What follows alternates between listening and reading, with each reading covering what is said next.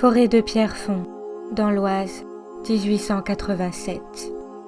Une légende raconte qu'en plein milieu de la forêt se trouvait une vieille cabane où résidait une jeune femme, qui semblait avoir une trentaine d'années, au pouvoir surprenant, à la longue chevelure de jais et aux yeux d'émeraude. Celle-ci avait réussi à capturer un loup sauvage dans le but d'effectuer toutes sortes d'expériences sur lui. Elle lui faisait notamment ingérer des préparations censées développer la masse musculaire, d'autres qui influaient sur son comportement. Mais la plus impressionnante qu'elle ait conçue était celle qui faisait exploser la croissance de l'animal. Cependant, après des mois et des mois de tests, la jeune femme finit par perdre le contrôle de la créature. Celle-ci était devenue bien trop puissante pour pouvoir la contrôler. Alors, elle s'était retournée contre sa propriétaire, lui sautant à la gorge et la dévorant en grande partie. Il avait même réussi à broyer et avaler les os. Mais comprenant qu'elle avait une lourde responsabilité dans la création de cette chose, elle revint d'entre les morts pour prévenir les citoyens du danger. Cette légende terrifiait les habitants de Pierrefonds et ses alentours. Aucun chasseur n'avait le courage de se lancer à la poursuite de cette créature. Alors les disparitions s'enchaînaient, les unes après les autres. Car en effet, depuis plusieurs semaines, des hommes, des femmes, des enfants étaient retrouvés morts, la peau lacérée, partiellement dévorée. Les spécialistes accusèrent d'abord les loups sauvages, mais après une observation plus poussée, ils remarquèrent que les morsures étaient bien trop larges et profondes. Même un ours ne pourrait pas causer autant de dégâts. Alors, les habitants vivaient dans la crainte. Un couvre-feu de 12 heures avait même été instauré. À 18 heures tapantes, les citoyens s'enfermaient chez eux et y restaient jusqu'au lendemain matin à 6 heures. C'est en remarquant que la nuit tombait dangereusement vite que Célian, jeune homme de 25 ans gardant le château avec sa mère, s'aperçut qu'il avait manqué le couvre-feu du jour, alors qu'il remplissait 2 seaux d'eau à la source.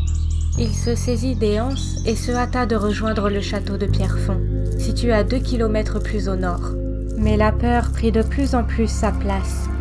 Il était seul, loin de tout dans cette forêt devenue bien trop silencieuse à son goût. Les oiseaux avaient cessé leur chant et le vent se levait. Il accéléra le pas, le souffle laborieux, les yeux rivés sur le château qui se rapprochait de plus en plus.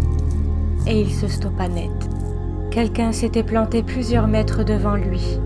Une femme à la longue chevelure ébène, portant une robe blanche allant jusqu'à ses chevilles nues. Elle semblait flotter, ses yeux de jade transperçant ceux du jeune homme. Lentement, elle leva son bras et pointa du doigt quelque chose se trouvant derrière lui.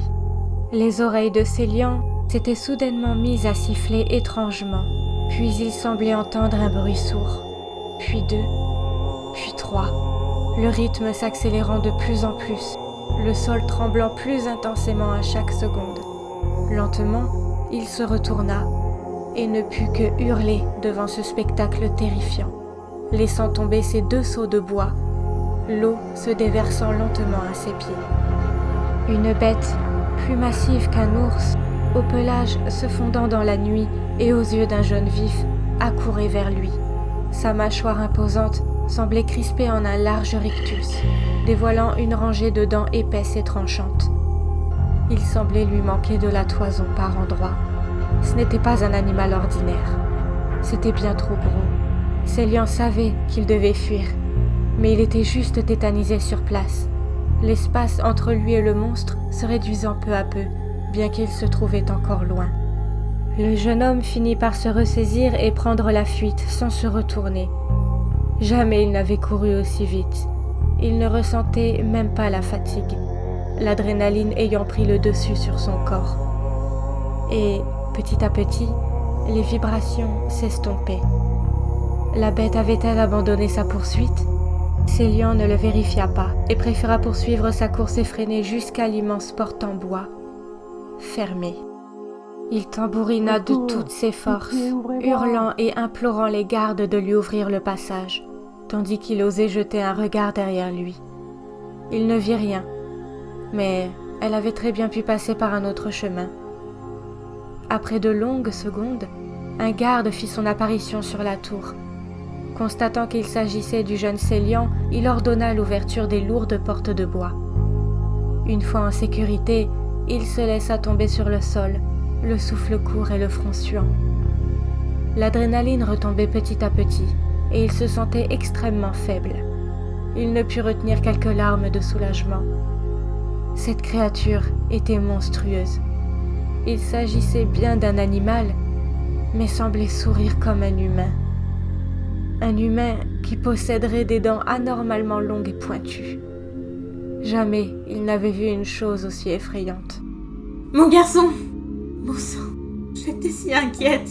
J'étais justement en train de persuader les gardes de partir à ta recherche. Mère, la bête, je l'ai vue. Elle est monstrueuse. Elle m'a pris en chasse. J'ai cru que j'allais jamais revenir. Mon fils. Oh mon Dieu, quelle horreur. Où est-elle passée? Je sais pas. Elle a disparu pendant que je m'enfuyais. Très bien, je vais en informer les gardes. Il faut inspecter toutes les issues du château. Nous ne devons pas laisser la moindre ouverture. Et des chasseurs, mère. Faites poster des chasseurs sur les tours. Il ne faut pas manquer l'occasion de tuer cette chose. Ce n'est pas un animal ordinaire. C'est une espèce de loup énorme, complètement difforme, et surtout, elle avait le sourire d'un démon. Sa mère ne répondait pas. Elle observait son fils d'un œil inquiet.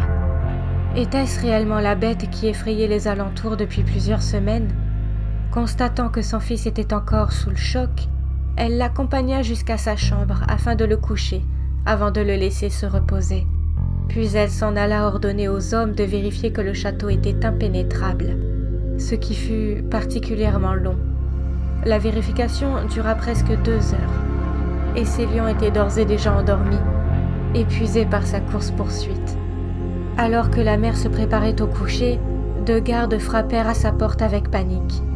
Elle se précipita sur la poignée et fit face aux 2 hommes dont le teint était aussi pâle que la neige. « Madame, nous avons un problème.